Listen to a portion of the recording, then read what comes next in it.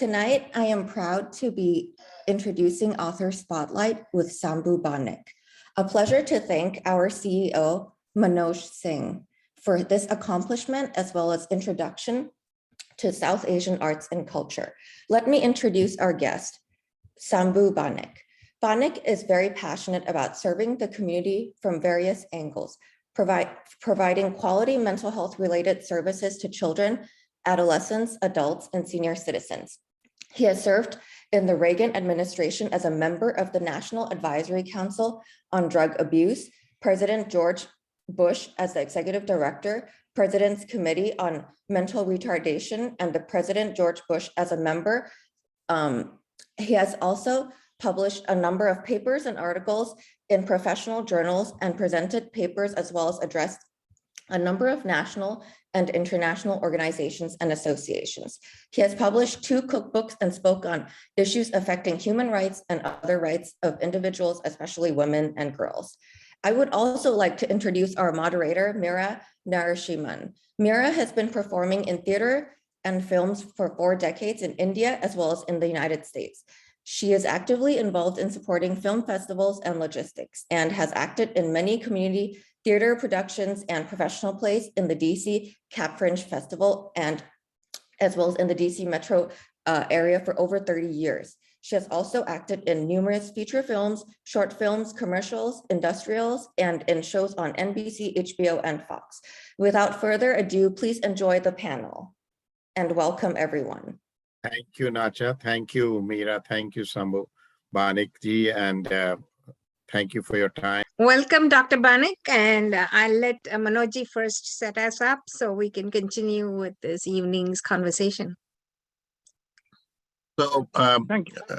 Dr. Banik, I want to introduce Nacha as the host for the event today. She's a part of our organization and Meera is the moderator. I am just joining in because just to assist, and since we know each other very well, definitely we have so much to talk about. So why don't we just dive into your book? Your new book was just published, Padma to Potomac. So give us the background, why that name and why that book, Okay. and what are you trying to say in that book? Thank you for giving me this opportunity to share some of the theme behind this book. I was born on the banks of the mighty river Padma in 1935. And my father's name was Padma Lushan. I got educated in that village school. Then I moved to Calcutta. From there, I came to USA. And in the banks of the Potomac River, my life flourished. I was first Indian American appointed by Reagan to advise him on substance abuse, then George H.W. Bush to a senior level position in mental health and mental retardation, and his son George Bush to advise him on disability. So really, my life flourished on the Potomac River area in Washington, D.C. So, and in the meantime, I wrote many articles in many journals, starting on adolescence to Alzheimer's to substance abuse, mental health, mental retardation, and in between, cooking, you name it. So this book is a compilation of my 40 plus years of writing in many journals, newspapers, the collection of these articles, and that is the reason called Padma to Potomac, my creative journey. Thank you. That's great. I mean, there's so much to cover. I mean, I know you personally, and I see the contributions you have made. You have, and I've seen your pictures with the political leaders, entertainment leaders from South Asia. You have been so active. I mean, you have done so much in one lifetime that I would like to know what is still remaining and what's still remaining in your bucket list. Seems like you've done everything. Well, left is now I'm writing my last memoir. I had published my memoir 1910 with Senator Chris Van Hollen and Meera Shankar, the ambassador, and a number of varieties of personalities. Now, I think at this last stage of my sunset age of my life, I want to write about my experiences with all the people I have met in my life. That I have not done in my memoir as well as my new book. So I am planning to write how you can accomplish without spending any money. I'm a poor man, born poor, but I live rich and I'll die also rich because I have contributed so much because of my commitment and my communication skill, networking with people. I'm a born ordinary man, but I live an extraordinary life. So I want to tell others to follow that you can also live an extraordinary life if you have commitment, hard work, honesty, and sincerity. If they are combined together, then you can accomplish as much as I have done. That's my last book that I'm planning to write now.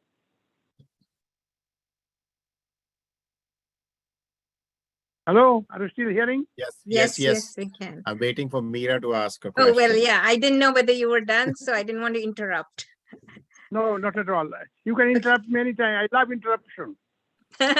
Well, Dr. Banik, my question is for the younger generation. Given that the present times, I'll start with the beginning, which is now, which is the post-pandemic times.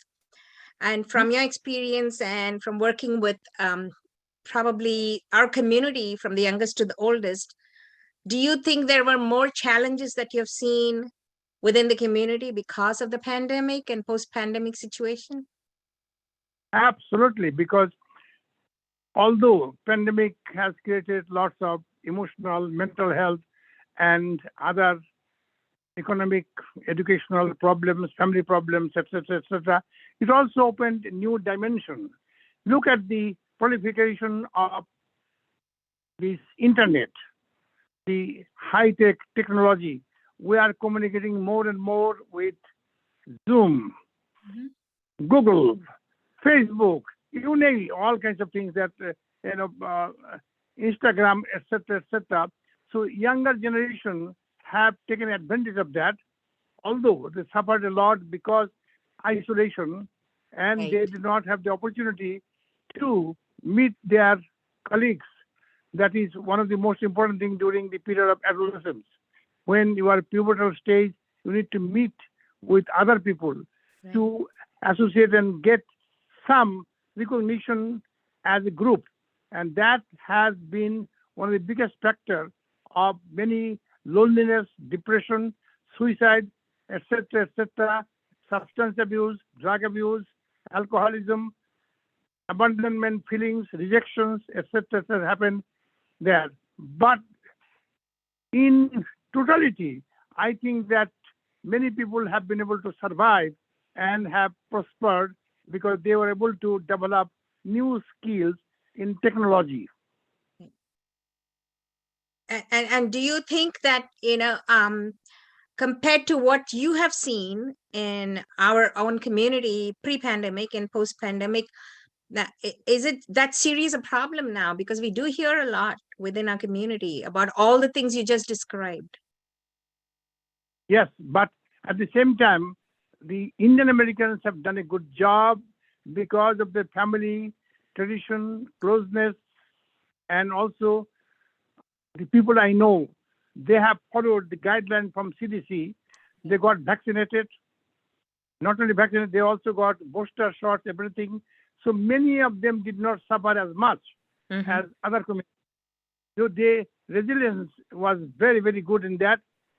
And I will not deny the fact that although I do not practice anymore, I'm retired, I do lots of telephone calls from colleagues, friends, and families regarding their problems with their, not only teenagers, but younger generations, people who cannot go to school. They have to do it from home. and they do not have any opportunity to mix with their friends. As a result of that, many of them develop depression and isolation, anger, Right. acting out behavior, a lot of problems they develop. But slowly things are getting better because now that things are improving, and Indian community has done a good job in a sense that they still maintain certain degree of cultural milieu through Zoom. Many dance, music, variety programs were conducted through Zoom, through Facebook, YouTube, etc., etc. So we have done much better than many other communities. So from your experience now going back, I started at the end, which is the pandemic, but going backwards, when you came and you've been teaching your decades and you practiced your craft for so many years, do you think there's a distinct change in what you saw when you first came here as opposed to what is happening more lately and within our community? Are we becoming more westernized, or, as they say, more nuclear? There's nothing wrong in westernized, but taking certain aspects that makes us unitary creatures as opposed to social creatures. Thank you for asking that very important question. I would like to shed some lights. I came here in 1960. It is my 62 years in this country. Congratulations. And I have taught at Bush University for 42 years. Mhm. And I have been the advisor of doctoral dissertation committee for 17 years. I had over 2,000 students got doctoral degrees. So I have seen what is going on, transformation. You are absolutely right that the Indian Americans are getting more westernized, Americanized, and also more independent. Yeah. Many younger generation that I know, they have done very well than their elderly because they have developed skills in communication, in IT, and took advantage of the situations that is available. America is a land of opportunity. They took advantage of these opportunities, which is lacking in our own motherland. Right. So I think this younger generation here, they've done a very good job. And I will tell you from my own experiences. I have worked with substance abuse for many years. And in my practice, I have not seen that number of young people from Indian community or Indian American community abuse drugs. They do, but not as much as with other communities. So that's a very hopeful sign that they have followed the instructions of their parents. Family practice and education is the number one goal for many. So they practice, they achieved tremendous opportunities in this country. So in a sense, they took advantage of the situation as best as they could. And I'm very hopeful one day we might see one Indian American occupying 1600 Pennsylvania Avenue. Yes, of course. From your lips to God's ears, be believers. And So I strongly believe that we have done very well. Look at every field that from A to Z, that Indian Americans are in the top level. right. They have. But my question going back, continuing with what we were just talking about, is whether the new generation, when our generation came, we had to struggle because we just came here. Most of us came to get educated and start from scratch, leaving everything behind and starting fresh. But the next generation, or the so-called labeled as ABCD generation, do you think they have a sense of entitlement because we, as a generation, propped them up and gave everything to them? I think so, because they got all the benefits of the seeds that we implanted or planted. Right. Now the flowers have blossomed and the fruits are coming. They are enjoying the benefits of that. Yes, I have worked very hard. When I first came here, I had to work double to get recognitions. Now they don't have to do that much. Mhm. At that time, when I came in 60s, there's still a lot of discrimination. My color is still brown, and I could not change it to white. So I had to live with that, and still I had to work very, very hard. I have an accent.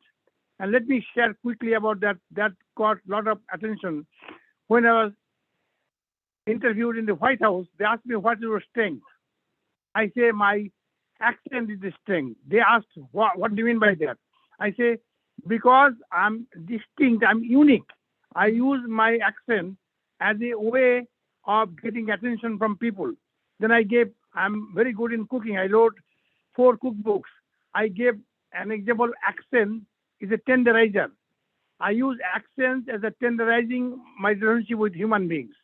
So I got the job instantly. Congratulations. Because of my accent. Tell us about your I 4 use cookbooks. way. I'm interested because this is a literary fest about books.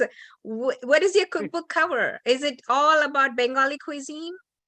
No, all Indian. My cookbooks have some Bengali cuisines, but it has got South Indian, Kashmiri cuisine, North Indian, you name it. I have got a number of cookbooks that I have published and have done well. I have gone to television program.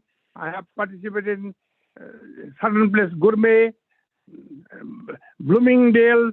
My cooking was shown in television, everything. So I tried to inculcate Americans about the richness of Indian cuisine.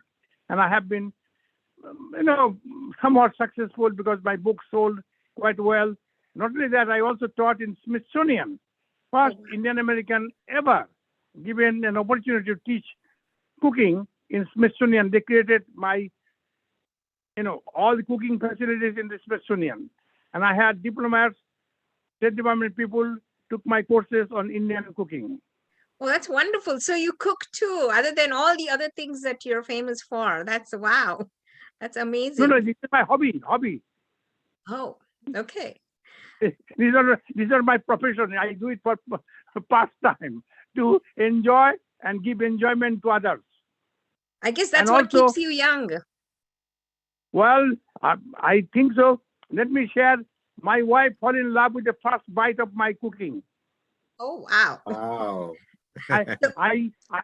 I teach people telling that you can reach the heart of a beautiful woman through her stomach. No, I'd that's heard the wonderful. reverse. And that is like a no-no coming from the South Asian community because generally men don't cook in that community. So you're an exception from the get-go. Well, I don't mind that. And let me share quickly here also. When I was in the cooking contest in Maryland, I was judge number 1.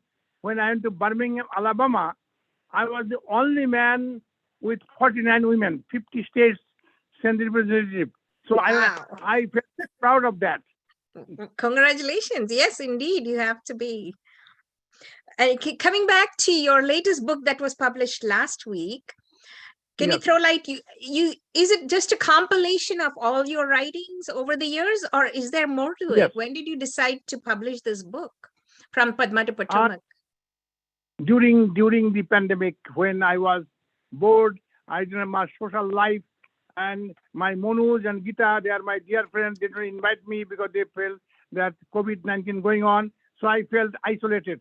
So I said, let me write something. Let me get my book. So Manoj, don't take it away. We care for you. They are my dear friends. So because of that, they give me incentive to write books. Mhm.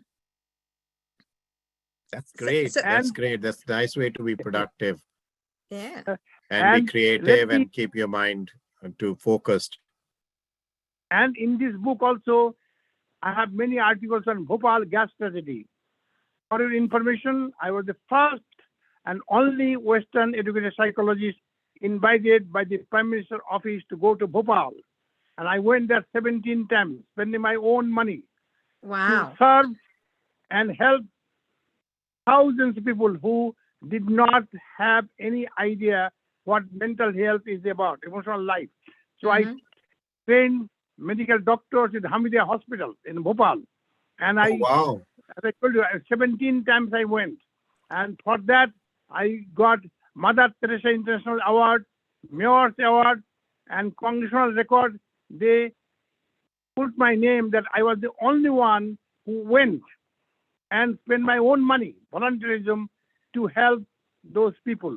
And this is my proud moment of my life, and many articles are in my book. That's You know, wonderful. Banik ji, That's- I am from Madhya Pradesh, and I still remember that incident which happened in Bhopal. And I know of a lot of my friends and relatives who were affected by it. Luckily, they were living far away from where this disaster happened. It happened in the old Bhopal near the railway station. A lot of people Yeah. died. Luckily, the gas was in one direction, and whole city flew. I mean, they ran on the midnights, and of course, all is history. But it's and Hamidia Hospital. I know all of that you're talking about. So I'm so proud of you that you went and you know, on your own and did so much social work. And I'm Based on that experience, Dr. Banik, I would like to ask, do you think the Indian, because from whatever little exposure I go back infrequently to India, mental health is still taboo.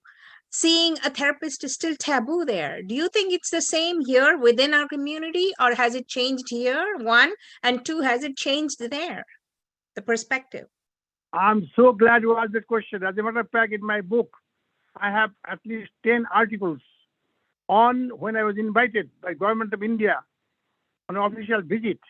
There I talked about the media and mental retardation and mental health.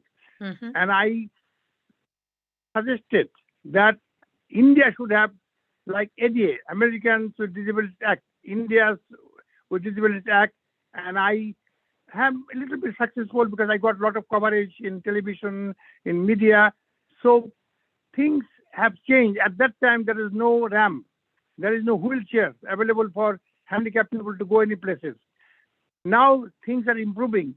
But this country has done a great job. In 1990, June 26th, President H.W. Bush signed into law in the White House, first time in the history of this country, White House open to blind people, handicapped people, wheelchair people.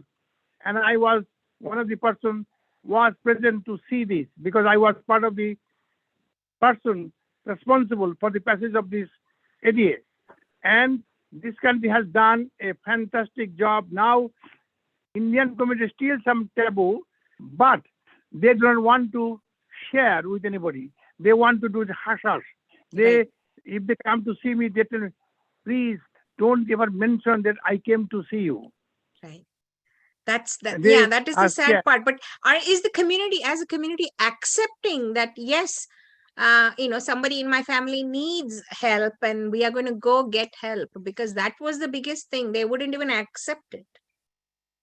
Well, in my experiences for what I have seen quite a number of Indian Americans in my practice, and they do come, but they are very reluctant. They are very, very secretive.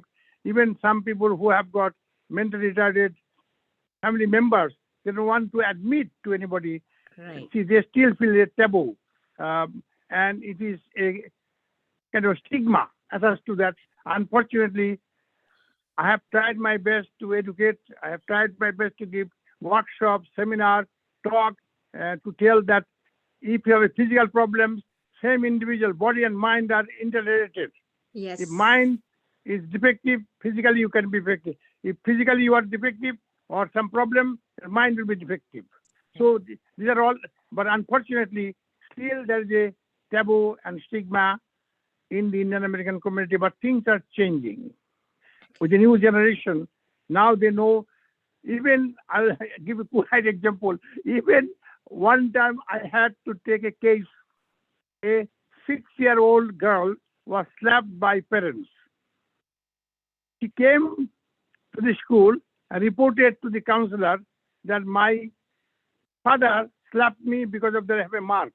And do you know that family has to go through so much hassle Mhm. or physical violence on a child? Yes. And then when I started seeing them, they were telling, in India, we beat them with cane. Mhm. What is wrong in this country? I say you have to follow the rules and regulations of this country if you want to live here. Right. Yeah, absolutely. Social service is going to take away your child otherwise. As a matter of, they wanted to, but afterwards they relented. I said the child will be miserable because grandparents were here and all those things there. So really, at one time they wanted to transfer the child to his custody, Right. child custody. Mhm. But things happen. Still, we have a long way to go, but we are doing quite well. As far as I see that we made some improvement. I think that I have not seen many cases like that anymore. I tell my friends and colleagues that be careful about hitting your child badly with some cane or slapping. If they mark there, if they go to school and the counselor sees that and asks what is that, if they say that my mother or father did, you are in deep trouble. Yes, absolutely. Yeah, that's a mindset that has to be changed, I think, systemically within our community. Well, I think that you might ask my dear friend, brother Manoj, to have more of this kind of conversation sessions like that so that we can get them educated, because we don't have the opportunity like that. True. Absolutely right. I'd love to have a whole session with you about that and talk about that. Now, I keep going back to your book because this is all about the literary fest. Is there anything particular in the book that is you are very fond of, the latest book that you just released? Well, as I told you, I have some, Indian Embassy published an article called Calcutta Calling. I have some Bengali cuisine, like ilish mash bhaja. Ilish means shad, and ilish is a very, Monu will know, ilish is a very popular fish in Bengal. Mhm. And that is one of the king of the fish.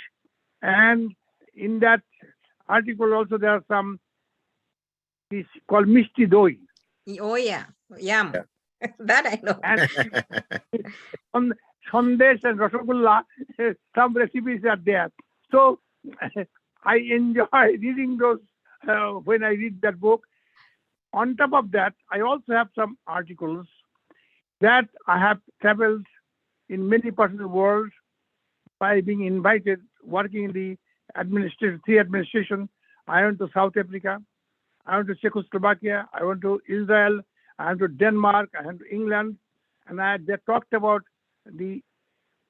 how alcohol affects the pregnancy, how the fetal alcohol syndrome, and even in India nowadays are drinking, and we see some signs of fetal alcohol syndrome. Babies are being born. That So- is very sad. It's very sad. And now that India has become so modernized that I see when I went to a party, I see many women are drinking. So, and many of them are pregnant. So just imagine when you are trimester or fourth month or fifth month of pregnancy, you drink, that can affect the fetus Right. and can develop into serious mental health related problems to the child. Mhm. So I went to South Africa, and there also I met Nelson Mandela there during my trip, and there also I saw that during the British time, they used to give alcohol instead of giving money, and they got drunk, and they got, what I call very much intoxicated with all the drinks, everything. And South Africa used to have one of the largest number of fetal alcohol syndrome babies in the world. Well, and I also have read this pandemic has caused a lot of alcoholism within most families. Now, when I mentioned that, let me also share with you, I saw a video in Delhi when the liquor store opened. Many people started even praying. They bought the picture of Goddess Durga, Lakshmi, and started worshiping in front of the liquor store. They thought they got, I have never seen anything like that in my life. Right. Just imagine how much they miss this alcohol. Mm-hmm. And Exactly. many people got bottles of alcohol, thousands of rupees they spend on alcohol, took it home. Right. So India has changed dramatically, and I'm very much concerned that this alcohol will create lots of problems to the younger generation that is now so much affluent that they will be able to buy very, very strong scotch with 60%, 70% proof. Right. Yeah, and I think alcohol today is what cigarettes were yesterday. So it might take another generation to get the laws in place when probably everybody is drowning in it. But I think right now it's enjoyed like it is a price. So that is Well, a While the wine industry should be blamed, at one time they said you can have red wine, it's good for your heart. Now they say it is not good for your heart. So right. again, the people started drinking lots of, instead of one glass of wine, they started drinking one bottle. The more they thought, the more I drink, my heart will be much better. Right. Yeah, that is a sad progression about the addiction aspect. I wanted to focus a little bit, this being April and Autism Month. What are your Huh? thoughts on that? It looks like it's more and more increasing. I work with Montessori school kids, and it's amazing how Autism, many of them are diagnosed as being autistic or on the spectrum. yes, it is a very, very difficult subject to talk about that because it has got so many varieties. Now, why autism? Because the way our society is, now both husband, wife work, mother, father work, they have very little contact with their children, social contact. As a result of that, they become isolated, lonely. They don't have much social exposure that we have got in India. We have got aunts, grandparents, nephews, uncles, brothers and sisters all live in the same house. There are a lot of social interactions. So when a child does not get social stimulation, what happens? He withdraws. And one of the withdrawal syndrome is autism. They become much more isolated. They don't want to have any connection with human being. They prefer inanimate objects, not animate. Right. So one of the thing is that we need to change our child rearing practices because we need to spend more time with the children when they're young, at the formative years of their life, when they develop all the ego, super ego, all the things that has to be developed at this time. If they do not get social exposure, we are all social beings, then you understand. So we are now really encouraging more autism because of the lack of social stimulation. One factor. Second factor is that we are not encouraging them to, during this pandemic, it created more problem for autistic children because they don't have any opportunity Right. to meet with other children, to go to school, and they are isolated in their own home, and they got more isolated because they don't have any company. Right. The parents were busy in the Zoom or something else, so they don't have any interaction with their own family members either. So True. we see more and more of the autistic children coming up now of the pandemic because of the social isolation. So that, I mean, that's a major cause. But then, as families become nuclear, and as the dream is to have materialistic success, and like they say in our community, log kya kahenge, everybody's living probably for other people's, and so as a society, each one is forced, in order to acquire that materialism, each one is forced to have a two-income family to just survive, because of the way modern times are. And so True, but there are some family because it is now a standard practice why somebody should not work. I think a family can manage. What is more important? Let's talk about that first. If you think that children are the most important, then you need to spend more time with children. They are your future. The future of the nation, future of the society, future of the world. If we do not keep proper attention, they will not develop into healthy individual, healthy personality. So we have to think about many, many things that I think that the politicians, other people have to think. Might be they need to give the mothers compensation they do in Canada and other countries. They should be trying to, instead of going to work, they can make money by taking care of the children. Right. Same number That- of hours, say 40 hours a week, or even can they minimum they can 40 hours a week they can be paid minimum wage. Right. That's an I have excellent to suggestion. talk At about- least in the first 3-4 years, formative years, I think that will be a great suggestion. I don't know how much it is can be implemented. Well, Because it can be because if we, instead of spending money on weapons, all these mass destructive behavior, other thing there, we can use this for bringing up healthy children, and that will be much more beneficial for the peace and harmony of the world.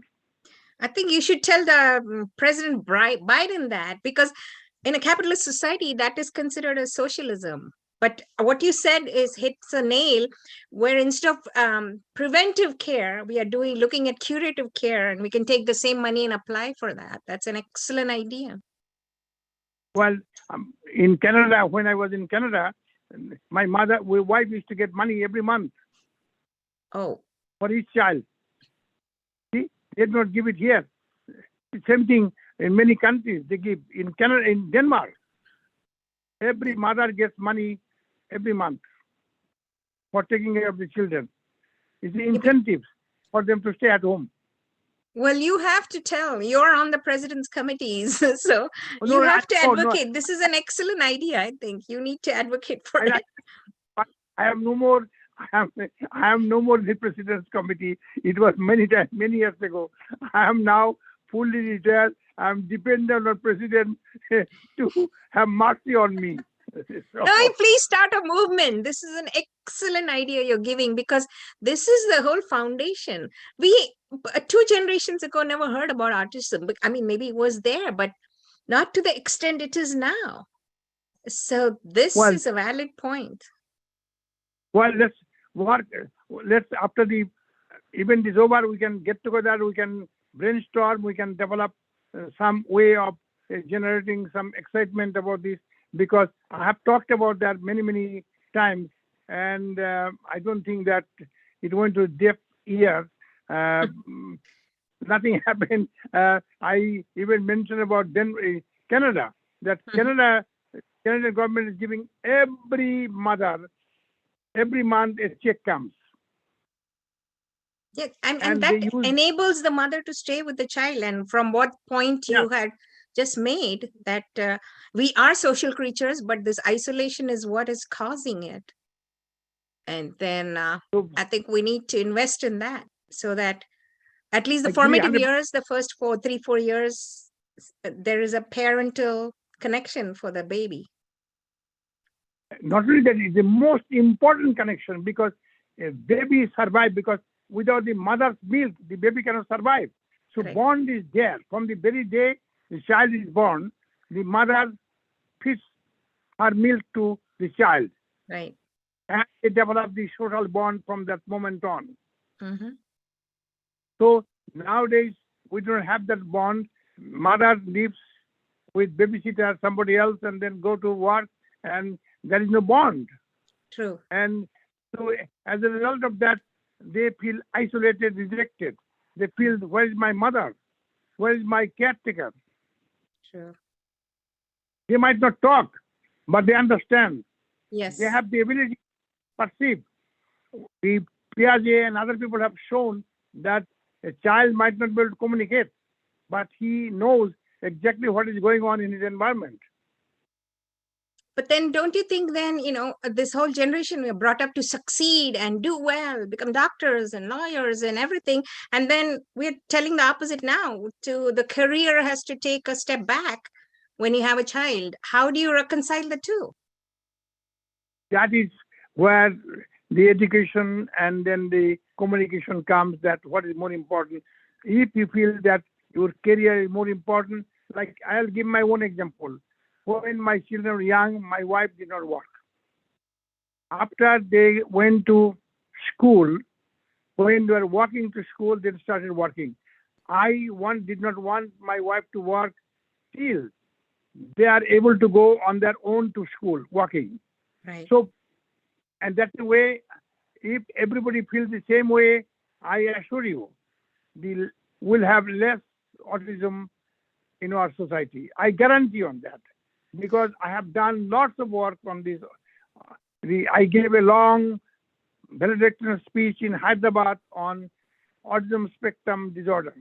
So I know, I have done a lot of research studies that it is the social isolation, social contact that child develops as a mother in the beginning. If it is not there, it can develop into this kind of problem. But then that goes against that right of equality that women are fighting for, where they want to be equal in everything. And now we are saying, go back and stay with your child. That's going to be controversial. No, it is not contradiction. Not equal. They are getting equal. They are getting benefit though if they are paid. At least, say for example, that minimum 40 hours a week.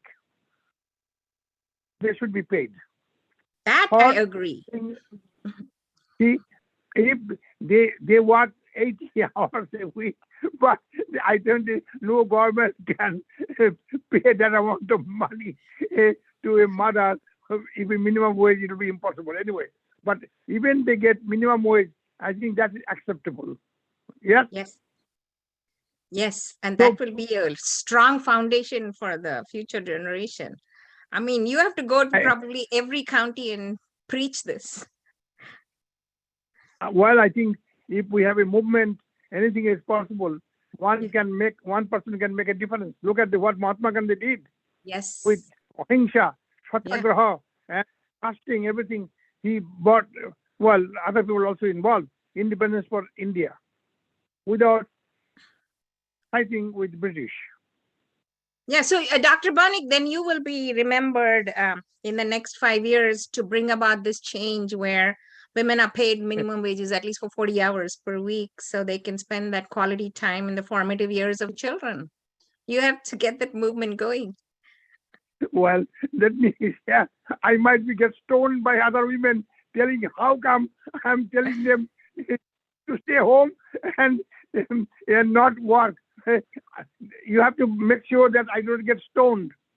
No, Dr. Banik, I don't think so, because there might be many women who would want to do that, but are unable to. So at least it's a choice that can be given. It's not a compulsion. I did talk about that in the India Abroad published my thought many years ago, that I mentioned that we should follow what is happening in Denmark, what is happening in Canada, that the mothers, that when children are young, they should be given a minimum of $500,000 a month as an incentive to take care of the children, buy things for the child or buy for her, which she cannot buy because she's not earning any money. Right. And so that way she will feel good that somebody is paying attention to her work. She doesn't feel worthless. But in a way, the pandemic was a blessing because that's exactly what happened. Women dropped out of the workforce to be there and realized that they could survive with the one income. And that's why we have so much shortage of these less than minimum, workers. Yes, right. Now that's another good thing happened, that many people realize that you can manage without two incomes. You are right, 100% right. Yes. Because they did not eat. One reason because they did not spend money going to restaurants, spending so much money in the stores, buying things from Macy, yes, Bloomingdale, or Nordstrom, things like that, because they were scared to go to the stores. So that way they saved a lot of money. Yeah, it became a disposable society before the pandemic. And if we have not woken up to that and become, a reusable society, then women will have to continue to work. They'll be forced to. That's right. Very true. Now, also, let me quickly give a glimpse what is in my book. I also Yes. have some articles about how to win in the election. Because as myself had been very directly involved with the political process, I gave some tips how to win election, how to raise funds, etc., etc. So many articles are there in my book. Wonderful. What else is there in the book? You have recipes, you have these articles. Well, not only few, but most of the books have got dealing with why do young people abuse drugs. That is one of the most, and student unrest during the time. What are the causes? I had been invited by government of Israel and Czechoslovakian government to talk about why young people abuse drugs, and I did a lot of research on that. So the number of articles in my book talk about that and how to prevent the abuse.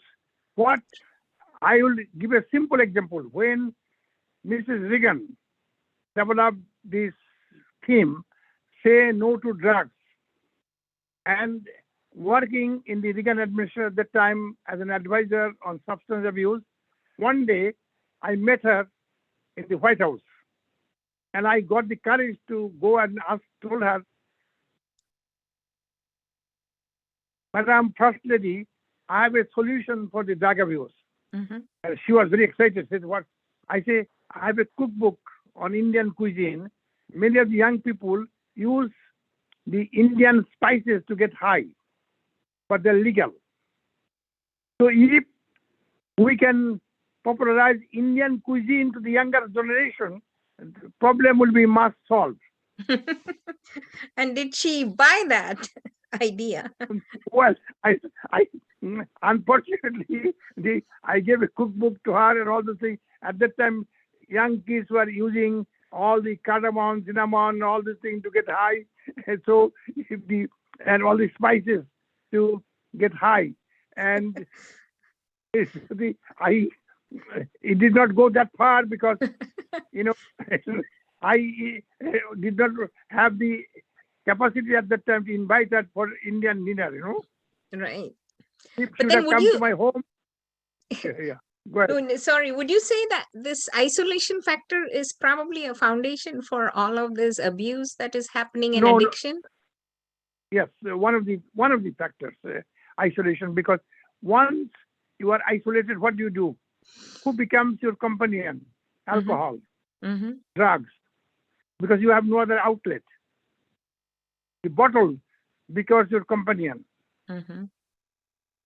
Wine bottle. So you True. have nothing else to. You sit there, or television. Get addicted to television. Yeah. So And now it's all after- social media. I mean, you have 2-year-olds on iPhones, and that's how they get entertained now. Yes.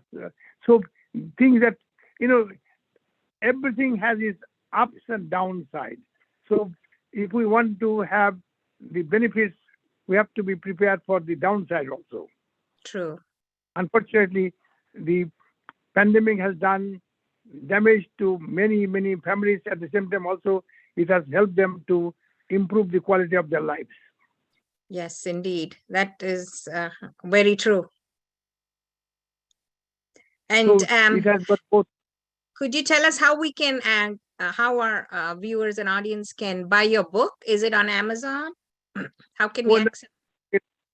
I I have to put it. I have to talk about it because I had initially printed 150 books, and during my event at MGM last week, I gave away over 100 books who attended. Plus, I have given. So I have got only 20 books left now. I have to see. There are people talking to me from Chicago. They want a book signing ceremony in Chicago in May or June, something like that, during Mental Health Month. And if so, then I might have to print some more books. So right now, if anybody wants a book, they just need to contact you then.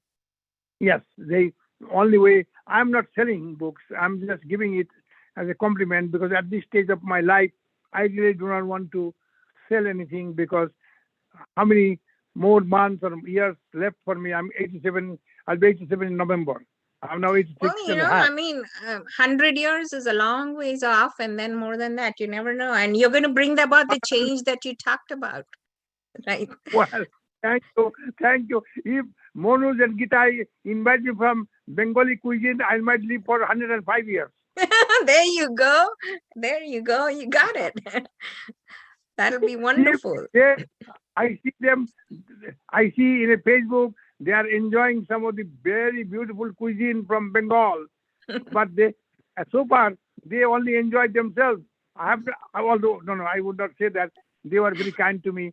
They invited me a number of times and they brought food for me. So I have to be very honest and sincere. But if you can tell them to invite me quite often so that I can live for another 20 years. Well, on that note, machar jhol and whatever else you like, Manojji, you have to start cooking. And Yes. Manojji, you're muted. So, well, thank you, Doctor. Banik likes everything. He likes posto, chochuri, sukto. That's I'm already wonderful. getting hungry, although I've already had dinner, but now I'm again hungry. Well, Dr. Banik, it was a Singapore- delight to have you as our panelist, and I would love to Oh, read thank your book if I can get a chance. Yeah. And Can I get your telephone email address so that I can forward that to you? definitely, I am. Manojji has my information, so definitely, and Yeah, I'll be honored to send the autograph copy to you. I would love that. Thank you very much. I'd love Thank to you read so it much. and share it with my, friends who are going through stuff Absolutely. within our community, and Well, hopefully, it's more just that. people will read it. And thank you very much. This was too short. I can talk to you another hour, but maybe another time we'll continue this conversation. Thank you very much. Absolutely. Thank you. Thank you, Thank you thank very you. much, Honor. Dr. Banik. And Let of me course, we congratulate my. be in touch Let me and really appreciate your time. And I really appreciate the social work you've done for our community, the leadership you have provided. And now you're sharing your knowledge with us, all the things you have learned and your experience. And it will be great. And you touched upon so many mental health issues today. And each one of them can be a topic of discussion for an hour or two. And I really want to thank again Apkobi and your wife and your family. Your two daughters, I know, are doing very well. One was even on TED Talk. And so thank you very much. I really, really appreciate it. Thank me- Meera, you. I also sorry. So that Yeah. was thank you to you. I also want to thank our moderator, Meera, for staying late and conducting such a good session. Really brought out the best and had so many good questions. And thank you to Nacha for being the host. And thank you for behind the scenes, Snigdha, for making all this happen technologically and on time. And everything works. And she's such a good team member. And so thank you to all of you. Thank you to the audience. And again, namaskar, Sambhu, Dr. Banik. Thank you. Thank you for giving this opportunity. I want to thank you and Gita-ji for enlightening us. You are a beacon of hope, beacon of inspiration for the entire community, for entire country, because you are the one who have started this project. And because of you, we are learning so much about life. So want to thank you from the bottom of my heart. Thank you. Thank Both you, of Dr. you. Banik. Thank you. Thank you, everybody. Good night. Thank you. Thank you. Good night. Gita-ji, for your question was fantastic. I Thank would you. like to meet you in person Yes, and sir. invite you for the Bengali dinner. Yeah, and we will start your movement. Thank you. Thank you, everybody. Good night. Thank you. Good Thank night. you. Thank you. Thank you.